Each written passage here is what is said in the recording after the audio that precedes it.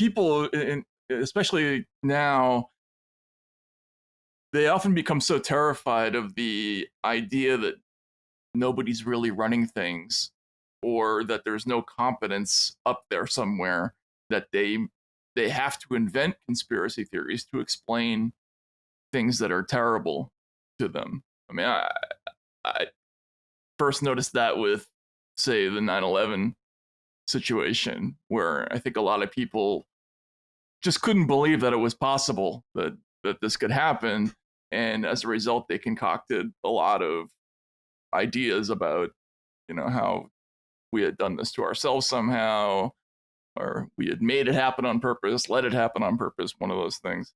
But then increasingly, as there's more and more unmasking of authority, as Martin Gurry, writes about, people fill in the gaps of what they used to believe in terms of the sort of ruling structure, with their own imaginations, and they construct, they fill the vacuum with something. That he doesn't really address that in the story, but that whole idea of the rumor that there wasn't even a lottery is kind of right. I think people prefer malevolence over chaos. And you saw this with the fires in Hawaii, in Maui, which is a story that's disappeared and is very strange, because when it disappeared, we didn't even know how many people had died, and it seems as though we still don't. But in any case, a lot of conspiracy theories instantly rose up around that, and perhaps they were defense mechanisms around the terrifying thought that the authorities aren't there. Like, they didn't sound the alarms because they're incompetent. They didn't evacuate people properly because they don't really do their jobs. I remember once I was in Las Vegas. This is a weird digression, and I was playing roulette, and I left the table with my markers, and the value of roulette markers changes over the night. A red one might be worth $5 at one point, and $100 later or something. As more players come, or whatever. And so I went to cash them in, and they said, "We don't know what they're worth." And I said, "What do you mean?" And they explained to me that they change in value. And I said, "Well, isn't there a camera over the table? Aren't there cameras over all the tables that will tell you what they were worth at the time I was playing, record the game I was playing?"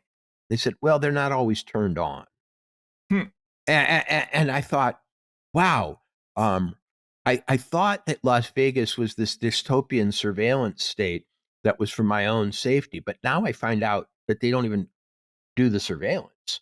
And I think Hawaii and other things that have happened, other catastrophes, COVID maybe being one of them, in the last few years, have confronted people with the notion that there's no there as far as authority goes. They're making it up. There is no company.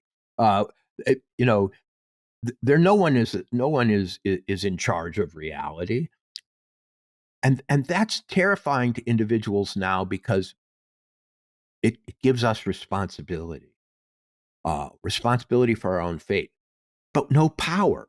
When you're responsible for your own fate, but you have no power, it's an absolute nullification.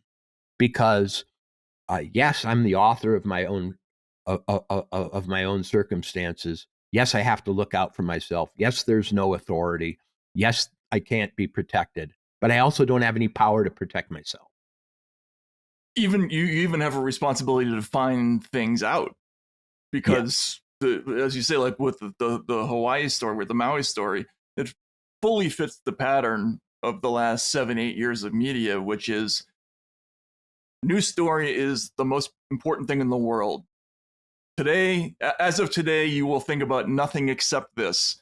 And then that may still be true tomorrow. It may still be true the next day. And then there's a third day that comes, and suddenly there's a new story. that appears, and the old story is completely forgotten about. We just do not go back there again. It's no longer a thing. We just drop it and don't look back. Like Satchel Paige's old, don't look back. Someone might be gaining on you. We do this over and over and over again.